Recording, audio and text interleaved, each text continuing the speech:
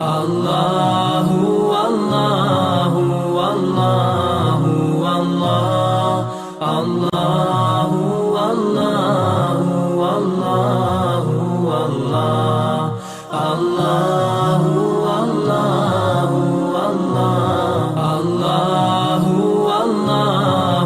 اللہ اللہ اللہ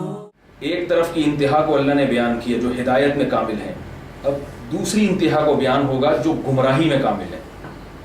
فرمایا ان الذین کفروا، وہ لوگ جو کافر ہیں، سواء علیہم اانذرتہم ام لم تنذرہم لا یؤمنون، برابر ہے آپ پر یہ بات کہ آپ ان کو ڈرائیں اللہ کے عذاب سے یا نہ ڈرائیں، لا یؤمنون، یہ قرآن کی باتوں پر ایمان نہیں لائیں گے، یہ اللہ پر ایمان نہیں لائیں گے۔ اگر اللہ پر ایمان لے آئے تو اللہ کے ساتھ شرک کریں گے، اور اگر اللہ پر وحدانیت پر ایمان لائے تو اللہ کے رسولوں پر ایمان نہیں لائیں گے، رسول پر لے آئے تو قرآن پر ایمان نہیں لائیں گے، کہیں نہ کہیں جا کے یہ ایسی چیز کا انکار کریں گے جس کے انکار کرنے کی وجہ سے ہدایت کے راستے سے محروم ہو جائیں گے۔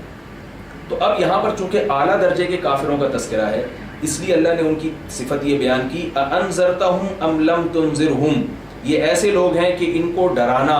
دلائل کے ذریعے ان پر حجت قائم کرنا یا نہ کرنا، یہ دونوں چیزیں برابر ہیں۔ بہت سے کافر ایسے ہوتے ہیں کہ ان تک ہدایت پہنچی نہیں ہوتی، جب ان تک ہدایت پہنچتی ہے تو وہ ایمان لے آتے ہیں، اس کا بھی اللہ نے قرآن مجید میں تذکرہ کیا ہے۔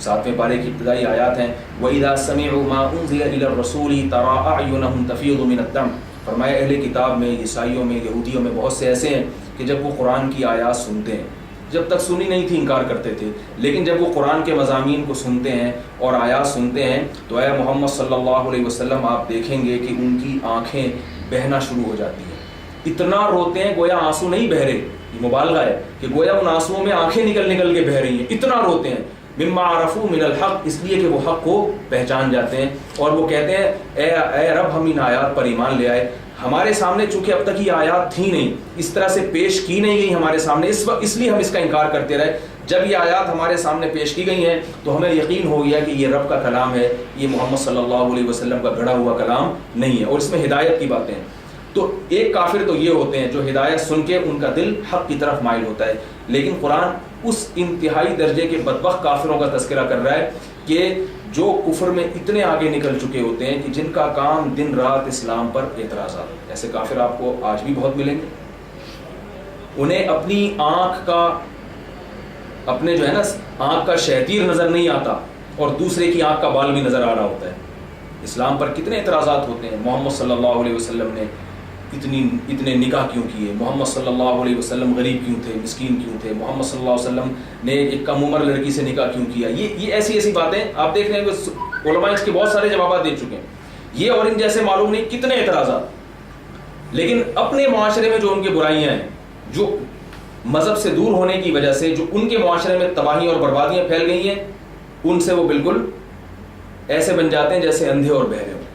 تو اللہ نے ایسے کافروں کے بارے میں بتایا کہ قرآن اگرچہ ہدایت ہے، تو کسی کو اشکال ہو سکتا ہے جب یہ اتنی زبردست ہدایت کی کتاب ہے اور اس کے من جانب اللہ ہونے میں بھی شک نہیں ہے، تو دنیا میں اتنے سارے لوگ اس کے منکر کیوں ہیں؟ تو ایک وسوسہ آ سکتا ہے نا، یہ چیز انسان کو ہدایت پر چلنے سے روک سکتی ہے۔ اس کے بارے میں اللہ نے فرمایا کہ بہت سے لوگ ایسے ہیں، کافر ایسے ہیں کہ ان کو آپ ہدایت کی بات بتائیں یا نہ بتائیں یہ لوگ ایمان نہیں لائیں گے۔ کیوں؟ اس کی آگے اللہ نے وجہ بیان کی، ختم اللہ علی قلوبہم،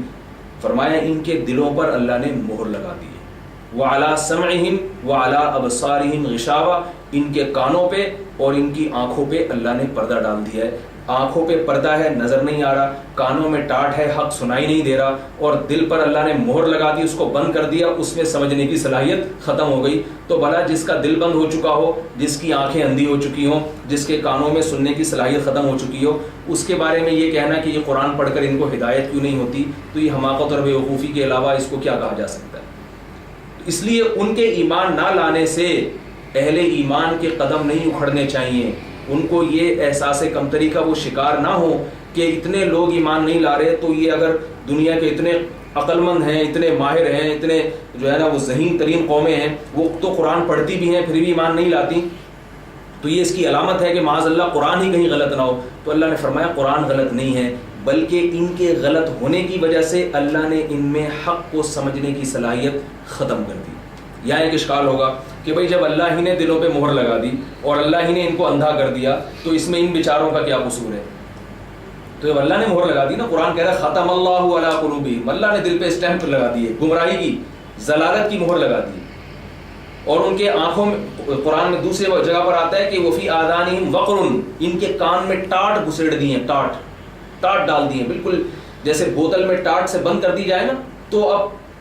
اس میں ہوا گزرنے کا راستہ بھی بند ہو جاتا ہے، تو ایسے کانوں میں ٹاٹ ہیں کہ اب ان میں آواز گزرنے کا، حق کی بات کو سننے کا راستہ ہی بند ہو چکے ہیں، اور کانوں کے، آنکھوں کے آگے پردے ڈال دیے تو سیدھا راستہ کہاں سے نظر آئے گا؟ تو اشکال ہوتا ہے کہ جب اللہ ہی نے یہ سارے کام کر دیے ہیں تو پھر اس میں ان کا کیا قصور ہے؟ اس اشکال کا جواب یہ ہے کہ اللہ نے قرآن میں جو بیان کیا، اور بھی کئی جگہوں پر یہ آیات آتی ہیں کہ یضل بہ کثیرا، اللہ اس کے ذریعے بہت سے لوگوں کو گمراہ کر دیتے ہیں۔ ہوتا یہ ہے کہ جب اللہ نے ان کے سامنے حق کو بیان کیا اور دلائل کی دنیا میں واضح کر دیا، مگر وہ خواہش نفسانی کی بنیاد پر انہوں نے حق کا انکار کیا۔ یہ ٹاٹ شروع میں نہیں تھی، پیدائشی نہیں ہے، یہ ان کی بدعمالیوں کی وجہ سے پیدائشی نہیں ہے۔ اس کی دلیل ہے کہ رسول اللہ صلی اللہ علیہ وسلم نے فرمایا کل مولود یولد علی الفطرہ، ہر بچہ فطرت اور نیچر پہ پیدا ہوتا ہے، اس میں حق کو سمجھنے کی صلاحیت ہوتی ہے، ہر بچے میں یہ ہوتا ہے۔ اللہ نے انسان کو پیدائشی گمراہ کسی کو بھی نہیں بنایا اللہ نے کہ پیدائشی اس کے دل پہ مہر لگی ہو اور پیدائشی اس کو حق سمجھنے سے اللہ نے اندھا اور بہرا کر دیا، ایسا نہیں ہوتا۔ تو ہوتا کیا ہے کہ ماحول کی وجہ سے یا اپنی خواہشات کی وجہ سے وہ گمراہی کا راستہ اپنے ارادے اور اختیار سے